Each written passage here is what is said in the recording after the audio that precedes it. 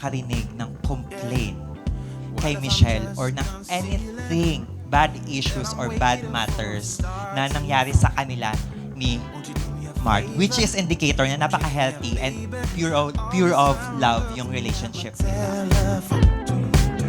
5 years ago, tama? No, in-expect na namin that this day would come, no, na silang dalawa magkakatuluyan because nagko-complement sila sa bawat isa.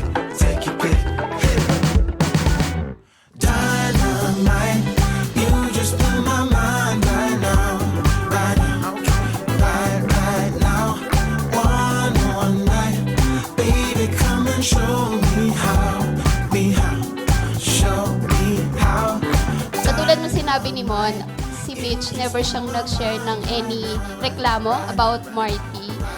Parang pag naririnig ko siyang nagkukwento, it's a kind of love na parang wini-wish mo na sana mangyari din sa iyo at sa ibang tao. Kasi it's a kind of love na lagi niyang iisipin yung partner niya.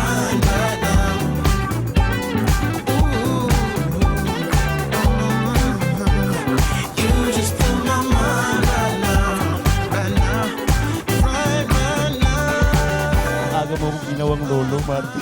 Ang dami mong kasalanan sa akin ngayong gabi. Pero okay lang, no? Dahil kayong dalawa yan, and alam nyo na mahal ko kayong dalawa.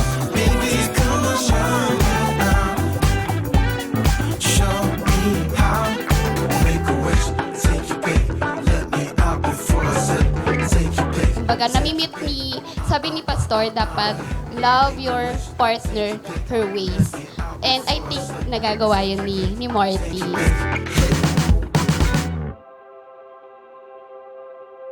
One thing I ask, that's what I seek, that I may dwell in your house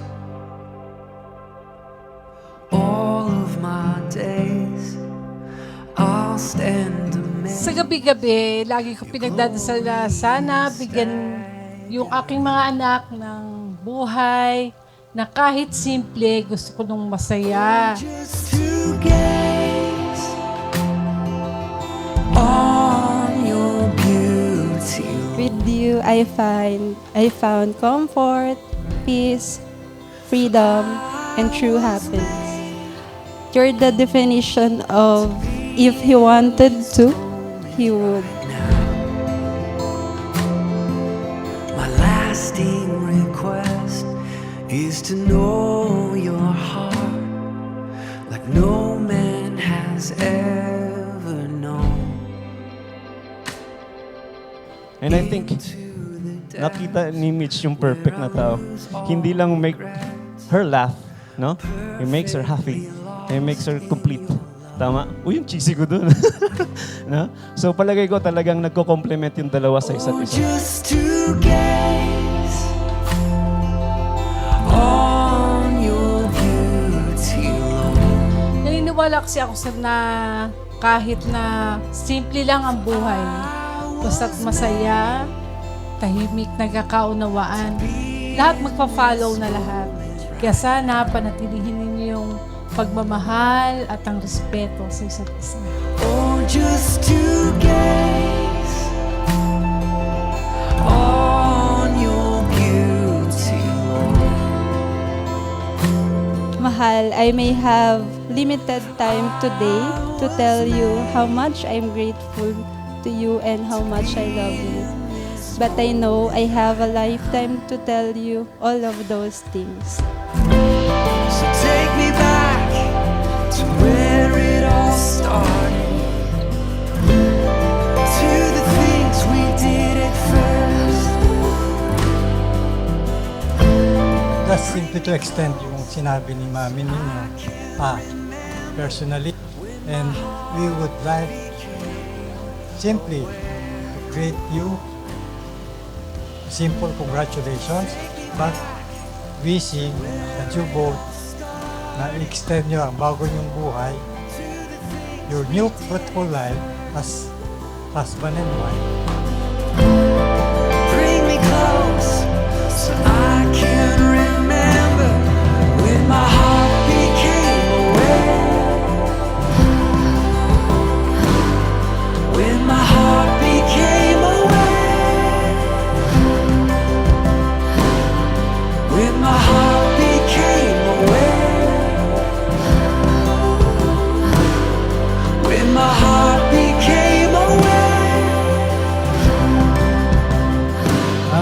tumatak ng husto sa akin, sa utak ko, siguro hanggang tumanda na ako, wag lang ako maging ulyanin.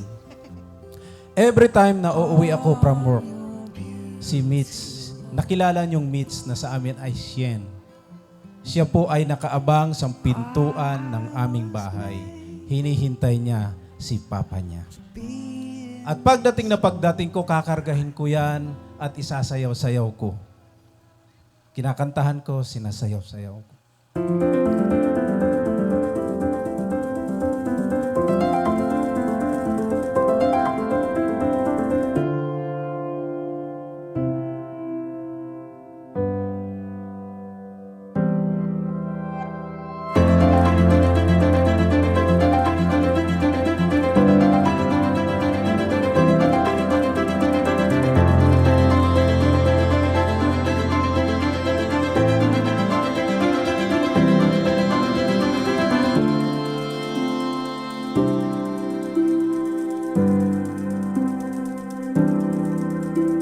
May hinanda kami diyang garbage bag.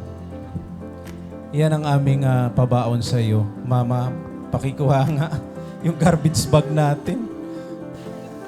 Sige, buksan nyo. Sana ma-appreciate nyo yan. Yan na yung kuniho na hindi lumaki. So, Mark, alagaan mo ang baby namin, the only baby girl namin. Okay.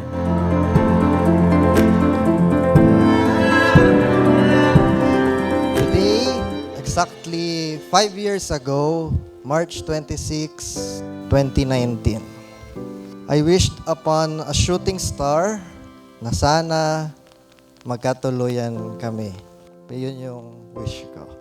Now, here we are on our wedding day, the start of our forever and ang katuparan ng wish ko sa shooting star.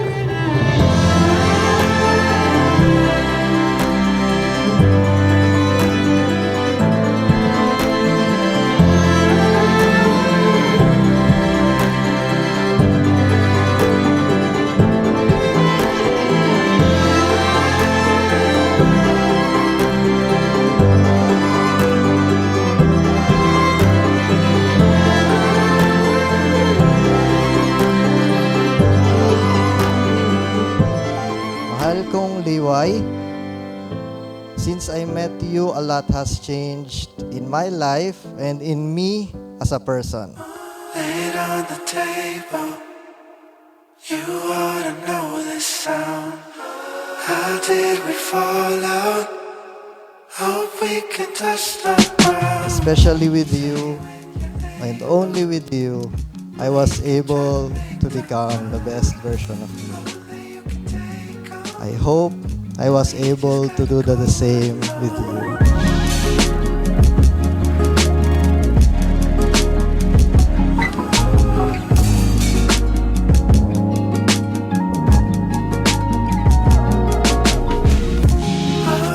Mahal, my Koke, I vow to listen to your kwento, sharing of trivias and fun facts for as long as it takes.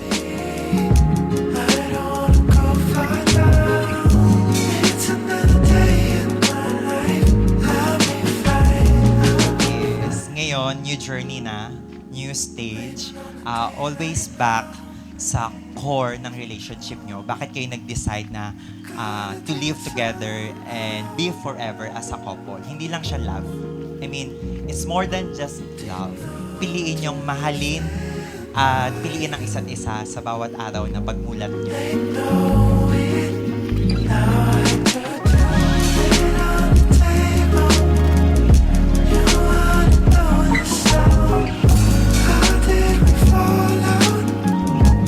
So, I'm so happy and I wish nothing but the best for the both of you and I love you both.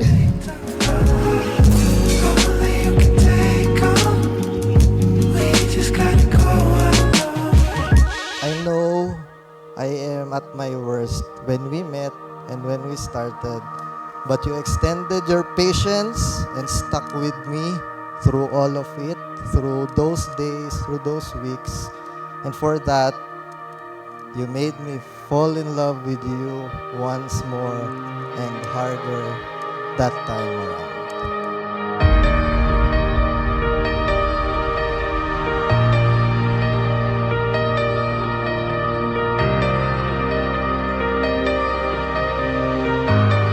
Nothing in this world happens by accident, as everything happens for a reason.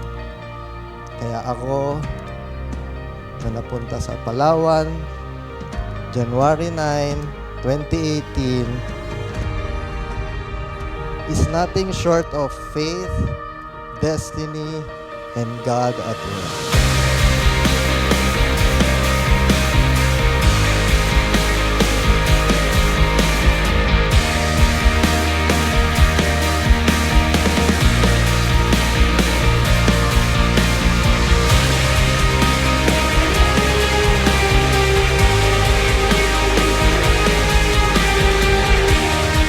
I love you so, so, so, so, so, so much.